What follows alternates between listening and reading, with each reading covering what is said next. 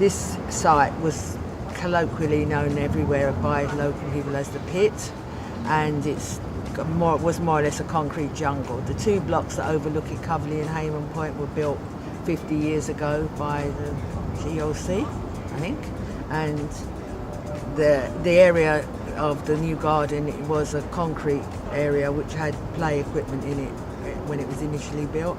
Is because of where the way it's sited and it's sunken, it creates a sound trap. And so when young people used to play down here, it used to make a lot of noise and people complained. So years ago we raised money to remove the play equipment and put it in the park across the road. And from that time onwards, which was probably about 30 odd years ago, nothing has been done to it since. It was just a concrete derelict jungle. It was awful. Okay. But more recently, in the last 4 or 5 years, a group of young people used to come here regularly to do parkour, free running. They didn't come from the local area. They were not young people, not young, they were teenagers. They used to make a lot of noise running around, playing hip-hop music and disturbing the neighbours. We tried to negotiate with them and it didn't really work because they're not really an organised group. Along with the idea of it being a calming environment, we were saying, well, there needs to be something to make the concrete walls look a bit more pleasant. And we talked at that point with Creative Sparkworks, because again we've done some work with them in the past to see what creations we could make to improve, to put on the walls to make it look more interesting. And so we had several consultation meetings with them to decide on the theme, and the end of that was to do the 4 seasons, because obviously the park will go through 4 seasons every year. And we advertised and got a group of local residents who were interested, who created the designs from that theme.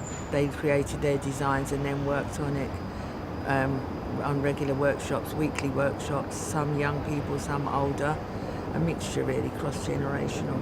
And that's the culmination of that is the panels that are now on the walls, which look really good.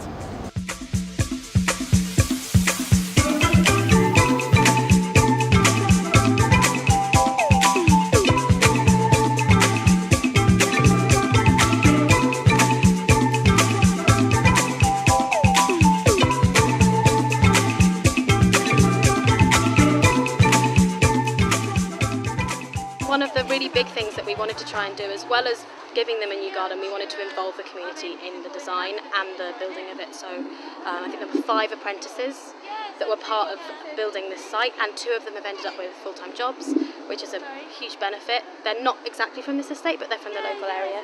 And then all the mosaics, it means everyone has a part ownership of the site because they've contributed to it. So hopefully that means that maintenance-wise it will stay as it is. It's Creative Sparks have been involved in that, and it's been pretty much everyone in the community who wanted to had a part in making them, and I think they look really great. And it's really nice for people to be able to come down and say, I did this one, this is mine, and stuff.